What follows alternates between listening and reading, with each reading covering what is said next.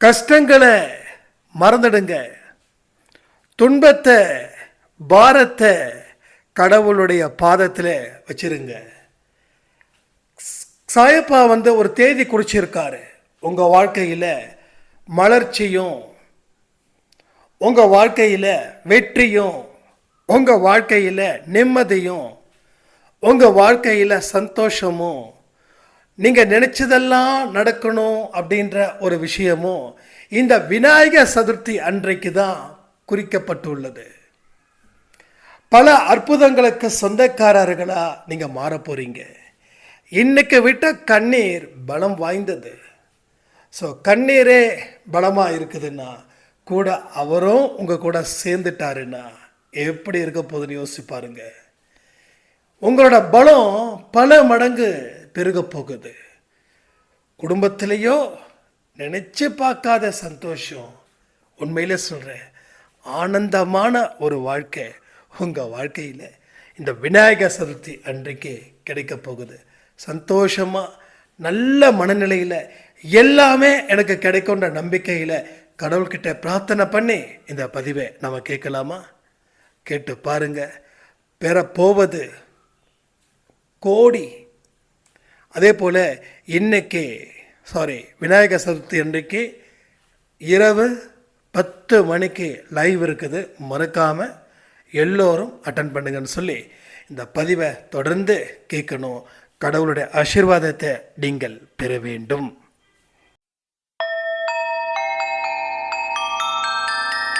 ஓம் சாயிரா சாயிரா, ஓம் சாயிரா சாயிரா, ஓம் சாயிரா சாயிரா, அன்பே சாயிரா, பேரன்பே சாயிரா, அகிலம் தளிக்க ஆத்மா விழிக்க அனுதினம் சாயிரா, எங்கள் அன்பே சாயிரா.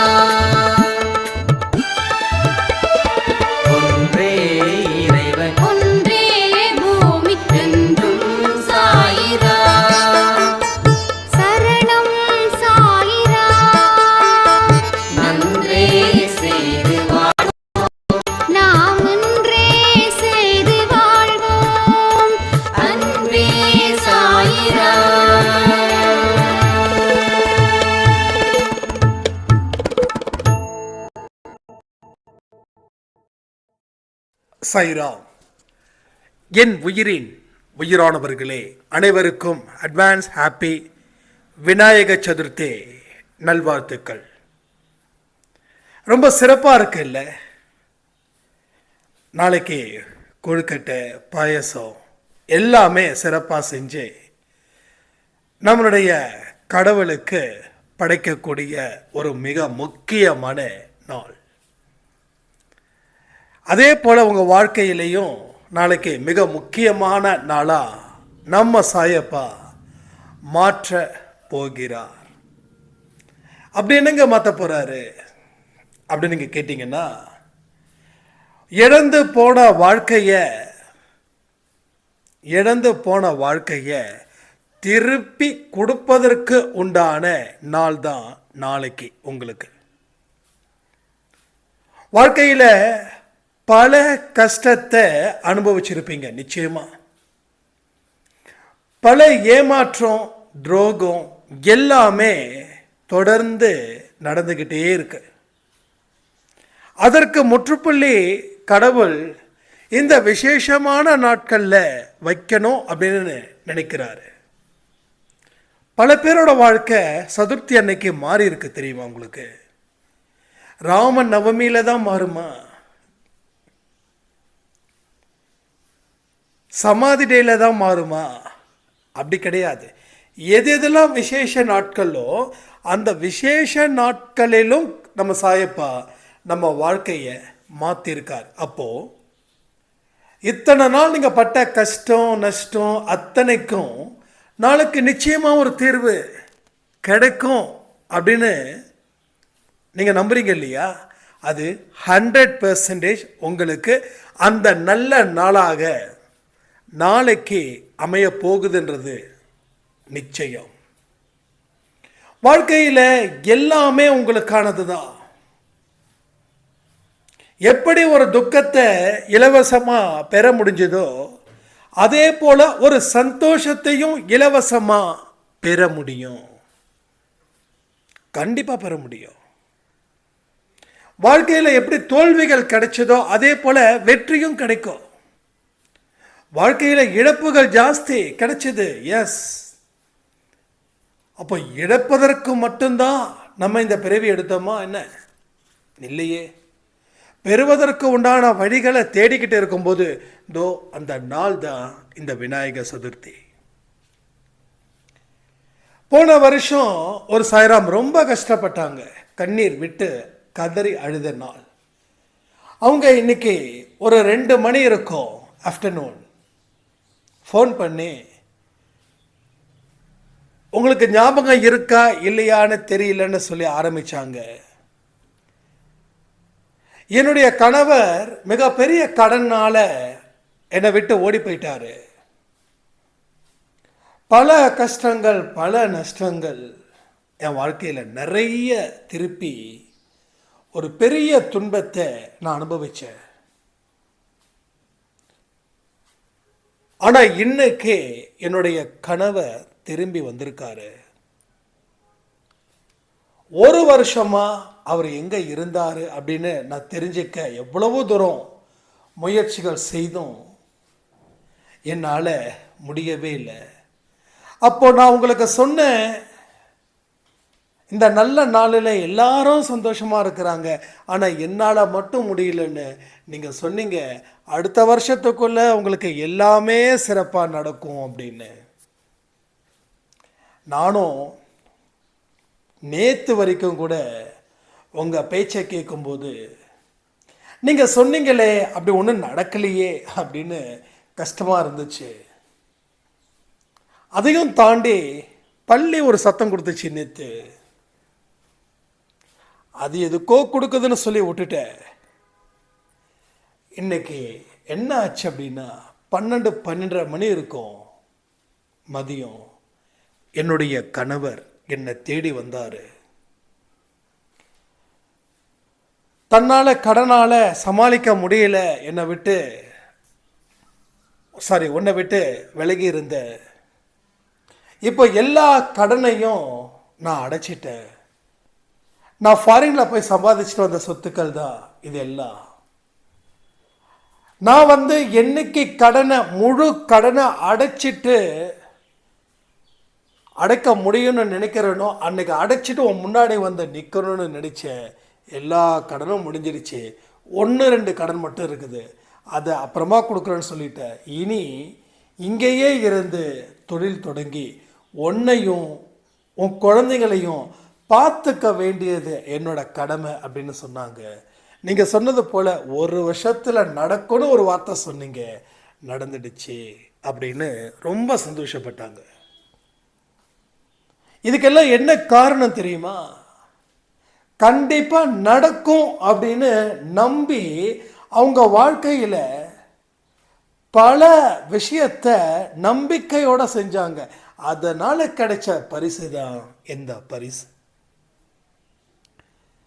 இன்னும் நிறைய பேருக்கு நிறைய விஷயங்கள் நடந்திருக்குது. இது ரொம்ப முக்கியமான ஒரு விஷயமா இருக்கிறதால இதை நான் உங்ககிட்ட ஷேர் பண்ணேன், வேற ஒன்றும் இல்லை. அப்போ இதே போல் உங்கள் வாழ்க்கையிலையும் பல பிரச்சனைகளை சந்தித்து கொண்டு இருக்கக்கூடிய உங்களுக்கு அடுத்த வருடம் அற்புதமான வருடமாக மாறும். அதான் நான் சொன்னேன், எல்லா நாளுமே நமக்கு ஸ்பெஷல் டே தான். ஆனால் சில டேல மட்டும்தான் கடவுள் அற்புதத்தை கொடுக்குறாரு. ஏன் தெரியுமா? போன வருஷம் தீபாவளிக்கு நீ எவ்வளோ கஷ்டப்பட்ட, போன வருஷம் விநாயகர் சதுர்த்திக்கு நீ எவ்வளோ கஷ்டப்பட்ட, உனக்கு கொடுக்குறேன் பாரு சர்ப்ரைஸ் அப்படின்னு சொல்லி கொடுக்குறாங்க. நான் ஏற்கனவே சொன்ன ஞாபகம் இருக்கா உங்களுக்கு? ஒரு புதையல் இந்த இடத்துல கிடைக்கும் அப்படின்னு சொல்லி தோண்டும் போது ஒரு ஸ்டேஜுக்கு மேலே கிடைக்காதுன்னு சொல்லி தூக்கி போட்ட ஒரு இடத்த அந்த வழிபோக்கான ஒருத்த அடுத்த 10 அடியில் தோண்டி அந்த புதையலை எடுத்துகிட்டு போயிருப்பான். ஸோ முன்னாடி தோண்டினவனே இன்னும் 10 அடி சேர்த்து தோண்டி இருந்தால் அவனுக்கு அந்த புதையல் கிடைச்சிருக்கும். அவசரப்பட்டு நிறைய விஷயத்தை நம்ம முடிவு பண்ணுறோம். இதுதான் அந்த கதையோட தாக்கம். ஆனால் அந்த கதையோட தாக்கத்தை வேறு மாதிரி கூட மனுஷங்க சொல்கிறாங்க. அது எப்படிப்பட்ட விஷயம் தெரியுமா? அவனுக்கு கிடைக்கணும்னு இருக்குது, அதனால கிடைச்சது. இவனுக்கு கிடைக்கக்கூடாதுன்னு இருக்குது, அதனால தான் அவன் 70 அடி தோண்டியும் கிடைக்கல. ஆனால் அவனுக்கோ கிடைக்கணுன்ற ஒரு விதி இருந்ததால் அடுத்த சில அடியில் நோண்டுனா எடுத்தான் அப்படின்னு. ஸோ 2வது கருத்தை தான் நிறைய மனுஷங்க இன்னைக்கு வாழ்க்கையில் சொல்லிட்டு இருக்காங்க.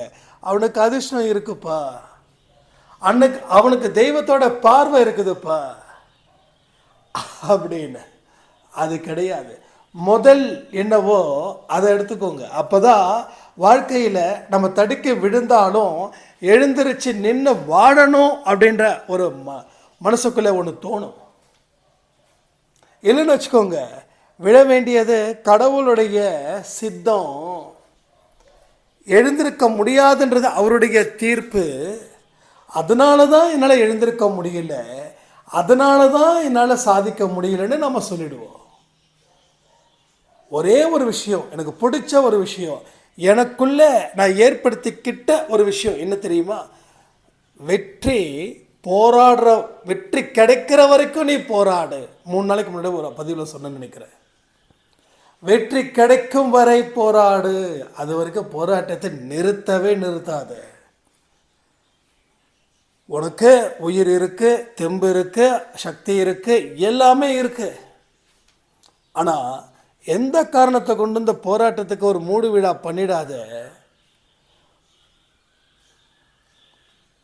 உன்னால் எவ்வளவுக்கு எவ்வளோ உழைக்கணுமோ இஷ்டப்பட்டு விட, வேற எதை பற்றியும் நினைக்காத. முடிவில் கவனத்தை வைக்காத, பலன்களில் கவனத்தை வைக்காத. நிமிஷத்துக்கு நிமிஷம் இருக்கக்கூடிய நேரத்தை நீ செதுக்கு. நீ தான் சிற்பி. ஒன்று நீ உருவாக்குனாதான் மற்றவங்க உன்னை மதிப்பாங்க. உன்னை நீ உருவாக்கலை அப்படின்னா மற்றவங்க உன்னை மதிக்க மாட்டாங்க, அதற்கு பதிலாக மிதிப்பார்கள். அப்போ எப்படி அந்த சாய்ராம் போன வருஷம் விழுந்த அடி ஒரு வருஷம் வரைக்கும் தொடர்ந்து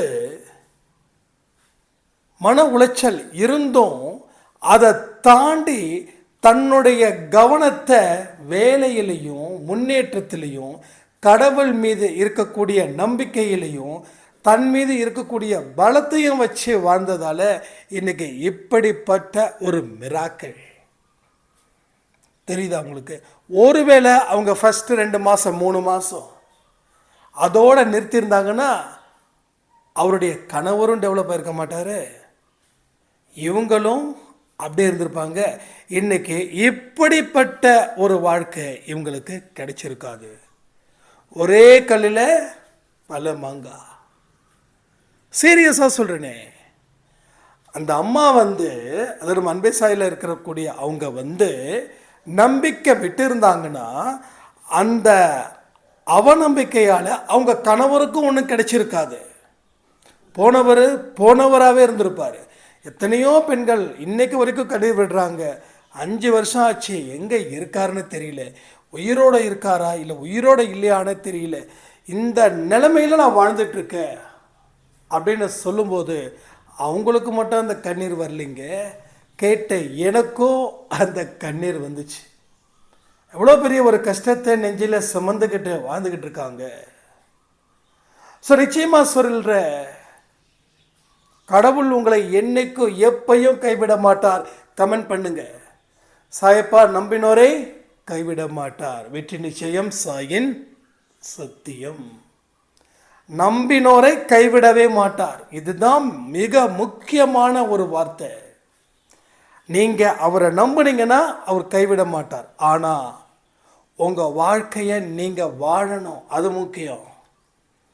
உங்கள் வாழ்க்கையை நீங்கள் வாழாமல் நான் அவரை நம்பிக்கிட்டு இருக்க சொன்னீங்கன்னா அவர் கைவிட்டுடுவார். நீங்கள் நம்புங்க, அவர் கைவிட மாட்டார். ஆனால் உங்கள் வாழ்க்கையை நீங்கள் எந்த விதமான சிரமமும் இல்லாமல் வாழ வேண்டும். எங்க சிரமங்க? நினைச்சா சிரமம், நினைக்கலன்னா சிரமம் இல்லை. ஒரு விஷயத்தை நீங்கள் நினைச்சாதான் உங்களுக்கு கஷ்டம். பெரிஞ்சவங்களை நினைச்சாதான் கஷ்டம், நினைக்கலன்னா கஷ்டம் இல்லை.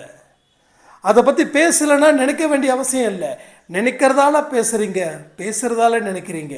நினைக்கிறதையும் பேசுகிறதையும் விட்டுட்டு வேறு ஒரு விஷயத்தை மனசில் வச்சு தியானித்து செய்ய ஆரம்பிச்சிங்கன்னா உங்கள் வாழ்க்கையில் அத்தனையுமே தீபாவளி தான், சரவெடி தான், உங்கள் காட்டில் மழை தான்.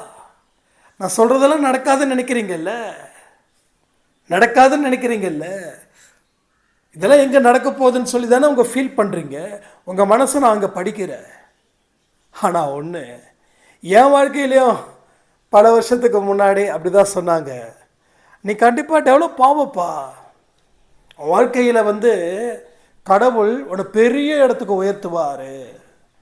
அப்போது நான் சோத்துக்கே வழி இல்லாமல் இருந்தேன், இருக்கிறதுக்கு இடை இல்லாமல் இருந்தேன். அப்படிப்பட்ட ஒரு இடத்துல இருக்கும்போது நீங்களாவது பரவாயில்ல, இருக்க ஒரு இடம் இருக்குது, சாப்பிட்றதுக்கு சாப்பாடுக்கு ஏதாவது இருக்குது, அது கூட இல்லாத ஒரு நிலைமை. அப்படி இருக்கும்போது ஒருத்தங்க இப்படி சொன்னாங்கன்னா நம்ம எப்படி ரியாக்ட் பண்ணுவோம்? மோசமாக ரியாக்ட் பண்ண மாட்டோம். நான் ஒன்று தான் நினச்ச மனசுக்குள்ளே, போய் இந்த அம்மா போய் நமக்காக ப்ரே பண்ணுது பாரு அப்படின்னு. ஏன்னா நீ இப்படியே தான் இருப்புன்னு சொன்னால் கூட சரின்னு விட்டுறலாம். நம்மளை இந்த அம்மா கிண்டல் பண்ணுதா இல்லை அசிங்கப்படுத்துதா ஒன்றும் புரியல அப்படின்னு நினச்சி நான் இருக்கேன். ஆனால் அந்த அம்மா சொன்னது இன்றைக்கி நடந்துச்சு இல்லை, அதனால தான் நான் சொல்கிறேன். நான் சொன்னால் நீங்கள் கண்டிப்பாக சிரிப்பீங்க, நம்பிக்கை வரவாத தான் இருக்கும். ஆனால் கடவுள் உங்களை சேர்த்து வைக்கக்கூடிய இடம் அந்த இடம் தானே. அவருக்கு கொஞ்சம் ஒத்துழைப்பு கொடுத்தா அந்த இடத்துக்கு நீங்கள் சீக்கிரமாக ரீச் ஆகிடலாம். அப்போ அந்த அம்மா சொல்லும்போது நான் நம்பல. ஆனால் எனக்குள்ளே சில கஷ்டங்கள் வரும்போது, இனிமேல் என்னடா இருக்குது இழந்து போகிறதுக்கு, என்ன இருக்குது, இழக்கக்கூடாதுன்னு என்ன நினச்சோமோ அதெல்லாம் இழந்துட்டோம், இனி என்ன இருக்குது? ஒன்றும் கிடையாது, எதுவுமே இல்லை. 5 பைசாவுக்கு நான் பிரயோஜனம் இல்லை. அப்போ இழப்பதற்கு 5 பைசா கூட இல்லை, ஆண்டியாக இருக்க. இப்போ ஒன்று தான், வாழணும் இல்லை சாவணும். அப்போ சாவணுன்ற தாட்டு வந்துச்சு, சரி வாழ்ந்து தான் பார்த்துடலாமே அப்படின்னு ஒரு துணிவும் வந்துச்சு. அந்த துணிவு தான் வாழ்ந்தோம், இழந்தது அத்தனையும் பெற்றோம், பெறுவோம், பெற்றுக்கொண்டே இருக்கிறோம். சரி, இதெல்லாம் தான் இங்கே நடக்குது, ரைட்டா? அதனால் உங்கள் கண்ணீர்கள் என்றைக்குமே வீணாகாதுங்க, கண்டிப்பாக வீணாகாது. இந்த கண்ணீரை மிகப்பெரிய வெற்றியை உங்களுக்கு அது ஏற்படுத்தியே தீரும். இது வெற்றி நிச்சயம், சாயின் சத்தியம். ஏன் இந்த வார்த்தையை நான் ரிப்பீட் பண்ணிக்கிட்டே இருக்கேன்னா, உங்களுடைய கண்ணீர் அவ்வளவு பலம் வாய்ந்தது. உங்கள் பலகீனத்தை நீங்கள் விட்ட கண்ணீர் கண்டிப்பாக பலமாக்கும். நல்லா யோசிச்சு பாருங்களேன், மனசில் ஒரு விதமான நெருக்கடி, கஷ்டம், பாரம், இதை தாங்க முடியாத ஒரு வழியோடு அனுபவிக்கிறீங்க. அனுபவிக்கும் போது என்ன ஆகுது? எவ்வளோ பெரிய பிரச்சனை கொடுக்குது. அதை அழுதுட்டா என்ன ஆகுது? மனசு லேசாகுது, என்னமோ சாதிச்ச மாதிரி ஒரு ஃபீல் ஆகுதா இல்லையா?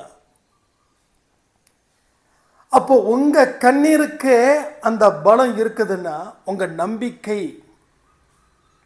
அப்படின்ற ஒரு விஷயம் எவ்வளவு பலம் வாய்ந்ததா இருக்கும் அப்படின்றத கொஞ்சம் நினைச்சு பாருங்களேன். சும்மா 1% நினைச்சு பாருங்களேன். கண்ணீருக்கே இவ்வளோ பெரிய பலம்னா நம்பிக்கையுடன் வாழ்க்கையை ஆரம்பிக்கும் போது எவ்வளவு பெரிய பலம் இருக்குது. நம்ம பிரச்சனை என்ன தெரியுமா? ஒரே பிரச்சனை தான். விதைச்ச உடனே அடுத்த நாள் அறுவடைக்கு போகிறதுக்கு தயாராக நிற்கிறோம். இதுதான் நம்ம பிரச்சனை. கடவுள்கிட்ட வணங்கின, கோயிலுக்கு போன, கடவுள் என்னை நிச்சயமாக காப்பாற்றுவார் அப்படின்னு சொல்லி அடுத்த நாளே அந்த துன்பம் நமக்கு போயிடுச்சுன்னு அவ்வளவு நம்பிக்கை, அதாவது ஓவர் கான்ஃபிடென்ட். ஒன்று சொல்கிறேன் கேட்டுக்கோங்க, ஒரு விஷயங்களும் மெதுவாக தான் போகும். நீங்கள் 1000 ரூபாய் வாங்கி தான் இன்றைக்கி 1,00,000 ரூபாய் கடனாச்சு. எடுத்தவொடனே 1,00,000 வாங்கலை, 1000 வாங்கினீங்க, அப்புறம் 5000 வாங்கினீங்க, அப்புறம் 10,000 வாங்கினீங்க, அப்புறம் 20,000 வாங்கினீங்க, அப்புறம் 25,000 வாங்கினீங்க, அப்புறம் 30,000 வாங்கினீங்க, அப்புறம் 50,000 வாங்கினீங்க. ஸோ இப்படி தான் அந்த 1,00,000 ஆச்சு. சரிங்களா? யாருமே 1,00,000 எடுத்து இந்தப்பா அப்படி கொடுத்துட மாட்டாங்க. அப்படி கொடுத்தாங்கன்னா ஏதாவது டாக்குமெண்ட்டை பேஸ் பண்ணி கொடுத்துருக்கலாம். 10,00,000 ரூபா சொத்தை காட்டுனா 1,00,000 ரூபாய்க்கு கொடுத்துருக்கலாம். இல்லைன்னா சும்மாலாம் வாங்கிட முடியாது. இப்போ 5லேருந்து ஆரம்பித்தது, 10லேருந்து ஆரம்பித்தது, கிட்டத்தட்ட 2 வருஷம். அப்போ தான் இந்த 1,00,000 ஆச்சு. ஆனால் உங்கள் பிரச்சனையை எப்படி தீர்க்கணும்னு நினைக்கிறீங்க? இதோ இப்போ தான் சாய்ப்பா கோயிலுக்கு போயிட்டு வந்தேன், இப்போ தான் விளக்கேற்றி வச்சேன், இப்போ தான் ஆரத்தி எடுத்தேன், இப்போ தான் சச்சரிதம் படித்தேன், நாளைக்கு என்னோடய கடன் அடைஞ்சிடும் அந்த நம்பிக்கை இருக்குதுன்னா, அந்த 1,00,000 ரூபா நீங்கள் கோயிலுக்கு போன உடனே சாயப்பா திருப்பி நீங்கள் வீட்டுக்கு வர்றதுக்கு உள்ள அவர் உங்கள் வீட்டில் வந்து எடுத்து வந்து போட்டுருணுமா அந்த பணப்பைய. ஸோ விதைச்ச உடனே அறுவடை இல்லை. அதுதான் நம்மளுடைய பிரார்த்தனையும் அப்படிதான். இன்றைக்கி தான் விதைச்சிருக்கோம், அறுவடைக்கு அதுக்குன்னு உண்டான காலம் எதுவோ அந்த காலம் வரைக்கும் காத்திரு. அந்த காலம் வரைக்கும் விதைச்சதை பார்த்துரு, பராமரி, அதெல்லாம் சரியாக செய்ய. அதுக்கப்புறம் அது அறுவடையாகும். விதையை போட்டு வந்துட்டா முடிஞ்சிருச்சு, அதோட இல்லை வேலை. பிரார்த்தனை செஞ்சு முடிச்சுட்டா அதோட வேலை முடிஞ்சிருச்சுன்னு நினைக்கிறீங்களா என்ன? ஸோ நல்லா பார்த்துக்கோங்க, இந்த விதை என்றைக்குமே நம்ம அன்பே சாயில் ஒரு முக்கியமான கான்செப்டை பேஸ் பண்ணி இருக்கணும். விதைச்ச உடனே அறுவடை பண்ண முடியாது. ஒன்று, விதை போட்ட உடனே அடுத்த 6 மாதம் கழித்து அந்த இடத்துக்கு போனால் அறுவடை செய்ய முடியும் அப்படின்ற நம்பிக்கையும் இல்லை. விதைச்சியா அதற்கு சரியான முறையில் தண்ணி ஊற்றணும், அதுக்கு சரியான முறையில் பாதுகாப்பை கொடுக்கணும். இல்லை பறவைகள் புறா அது இதுன்னு சொல்லி அந்த விதையை நாஸ்தி பண்ணணும். அதுக்கு சரியான முறையில் உரம் போடணும். இதெல்லாம் சரியாக செஞ்சாதான் அறுவடை பண்ண முடியும். அப்புறம் இயற்கையோட இது அதை விட்டுருங்க, அது வந்து கடவுள், அது நம்ம ஒன்றும் பண்ண முடியாது. ஸோ அதே போல் பிரார்த்தனை வைக்கிறியா? என்ன பிரச்சனை உனக்கு? ஆரோக்கிய பிரச்சனையா? கடன் பிரச்சனையா? குடும்பத்தில் மற்றவங்க ஏதோ உன்னை வம்புக்கு இழுத்து உன்னை சிக்கலில் மாட்டி விடுறாங்களா? அவர்கிட்ட சொல்லிட்டல்ல, ரைட், சொல்லியாச்சு, அவர் முடிச்சிருவாரா? சொல்லியாச்சு, அதற்கு உண்டான வேலைகளை நீ ஆரம்பிச்சியா? கடன் பிரச்சனை இருக்குதுன்னா கடன் எவ்வளோ இருக்கு? உன்னோட வருமானம் என்ன? உனக்கு என்ன தொழில் தெரியும்? தொழிலில் நீ எவ்வளோ அப்டேட்டில் இருக்க? இதெல்லாம் யோசிக்கணும். நீ வைக்கிற தொழில் அதற்கு தகுந்த இடத்துல நீ வச்சிருக்கியா? இல்லை ஊருக்கு ஒதுக்குப்புறமா வச்சுருக்கியா?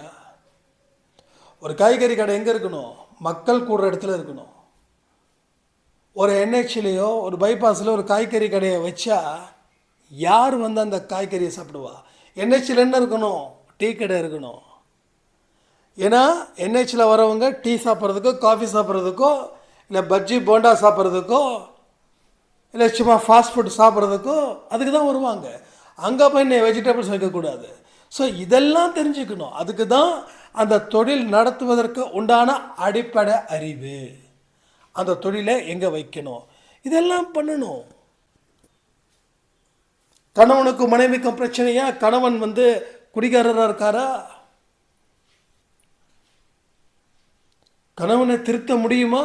ஏன் முடியாது? அன்பினால வெல்லலாம் அப்படின்ற ஒரு விஷயத்தை ஏன் முடிவு பண்ணலை? கணவனுக்கு அன்பை கொடுங்க. நீங்கள் அன்பை கொடுத்தா இன்னும் குடிக்கிறாருன்னு சொல்லுவீங்க. குடிக்க அலோவ் பண்ணுங்க. நீங்கள் குடிக்க வேண்டான்னு சொன்னால் அவர் குடிக்காமல் இருக்க போகிறது இல்லை.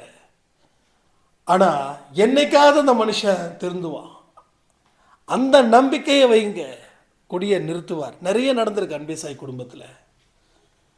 அன்பினால் எல்லாம் மாறும். அன்பினால எல்லாமே மாறும். அன்பு ஒன்று தான் வாழ்க்கையோட வெற்றிக்கு அடிப்படை. அன்பு இருந்துச்சுன்னா போதும், பகைவன் கூட உங்ககிட்ட இனிமையாக பழக ஆரம்பிப்பான். இது எல்லாமே நம்ம வாழ்க்கையில் புரிஞ்சுக்கணும். அன்பு அன்பு அன்பு கொடுத்தா நான் வீணாக போயிடுவேன், அதாகிடுவேன் இதாகிடுவேன்னு சொன்னதெல்லாம் சும்மா கதை. இப்பயும் நான் சொல்கிறேன்,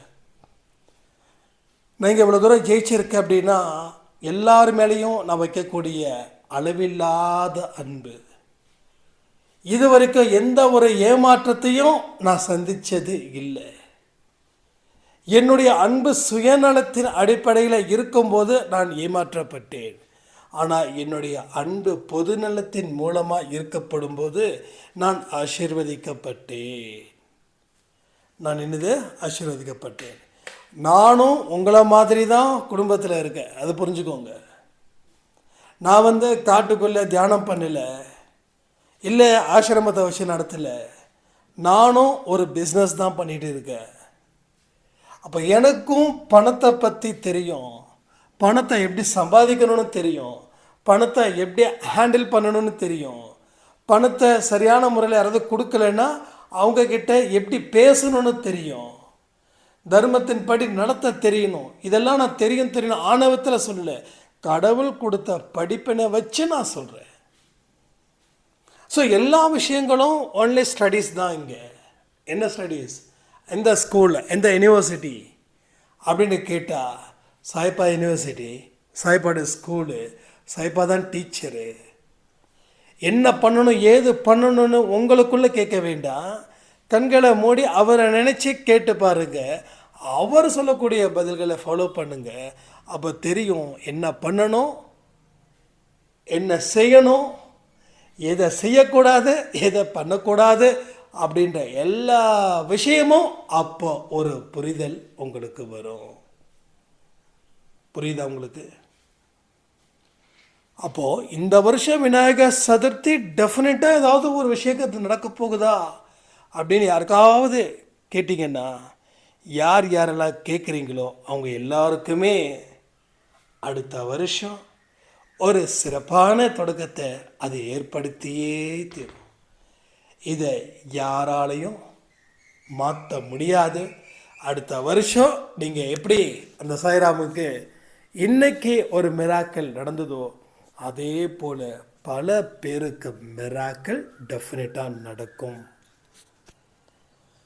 எல்லா பதிவிலையும் உங்களுடைய எக்ஸ்பீரியன்ஸ் என்னவோ அதை ஷேர் பண்ணணும்னு நான் கேட்டுக்கிறேன். ஒரு சாய்ராம் சொன்னாங்க, அண்ணா நீங்கள் கமெண்ட் சொல்கிறீங்க, கமெண்ட் பண்ண சொல்கிறீங்க, ஆனால் நிறைய பேர் சும்மா என்னமோ ஒரு பேரளவுக்கு கமெண்ட் பண்ணுறாங்க. சில பேர் கமெண்ட் பண்ணும்போது அவ்வளோ இன்ட்ரெஸ்டிங்காக இருக்குது. நீங்கள் அதுக்கு முன்னாடி அந்த கமெண்ட்ஸை பின் பண்ணுவீங்க, இப்போ சில பதிவுக்கு தான் பின் பண்ணுறீங்க. அப்போது மற்ற பதிவுக்கு நீங்கள் பின் பண்ணலன்னா அந்த கமெண்ட் சரியில்லைன்னு அர்த்தமாக நாங்கள் எடுத்துக்கிறதான்னு கேட்டாங்க. இல்லைம்மா, எல்லாமே சூப்பர் கமெண்ட்ஸ் தான். பட் சில நேரத்தில் அதோட பெஸ்ட்டாக இருக்குதான்னு தேடும்போது கடைசியில் அது அப்படியே முடிஞ்சிடுது. இனிமேல் என் மனசுக்குள்ளே என்ன எது பெஸ்ட்டோ அதை டக்குன்னு நான் பின் பண்ணிடுறேன். ஒருவேளை அதை தாண்டி இன்னொருத்தவங்க பெஸ்ட்டாக கொடுத்துருந்தாங்கன்னா அந்த பின்னை மறுபடியும் சேஞ்ச் பண்ணிடுறேன். திரும்பவும் சொல்கிறேன், ஒரு பதிவும் ஒரு பாடம். அந்த பாடம் கற்றுக் கொடுக்கக்கூடிய விதம் தான் உங்கள் வாழ்க்கையில் வெற்றியை நாம் தேடக்கூடிய நேரமாக இருக்குது. நிறைய மனுஷங்க வெற்றியை தேடி போகிறாங்க, ஆனால் நீங்கள் தேட நினைச்சாவே அந்த வெற்றி உங்ககிட்ட சேரும். திரும்பவும் சொல்கிறேனே, எந்த விதமான கஷ்ட நஷ்டமும் இல்லாமல் மனசில் ஏற்பட்ட நம்பிக்கையின் அடிப்படையில் நீங்கள் பல விஷயத்தை தேட ஆரம்பிச்சிங்கன்னா ரொம்ப தூரம் தேட வேண்டிய அவசியம் இல்லை. எல்லாமே கண்ணுக்கு எட்டின தூரத்தில் அது கிடைக்கும். சில விஷயங்கள் மறைஞ்சிருக்குது, மறைக்கப்படலை, மறைஞ்சிருக்குது. எப்படி இரவு நேரத்தில் எதுவும் தெரியாது, அது நிரந்தரம்னு நீங்கள் நினைக்க முடியுமா? ஸோ பகலில் வெளிச்சம் வரும், அப்போ தெரியும் நம்ம நினைக்கிறோம் இல்லை? அதே போல தான் இரவாக இருக்கும்போது இருட்டாக தான் இருக்கும். அந்த இருட்டை கழிச்சா வெளிச்சம் வரும், வெளிச்சத்தில் எல்லாமே கிடைக்கும். அதனால தான் சொல்கிறேன், உங்ககிட்ட இருந்து மறைக்கப்பட்டு உள்ளது, மறைக்கப்பட்ட ஒரு விஷயம் உங்கள் வாழ்க்கையில் ஒரு பெரிய வெளிச்சத்தை அது நிச்சயமாக கொடுக்கும். வாழ்க்கையில் பலமான ஒரு மனிதனாக நீங்கள் வாழ்வீங்கன்னு சொல்லி இந்த பதிவை நான் முடிக்கிறேன். ஜெய் சாய்ராம்.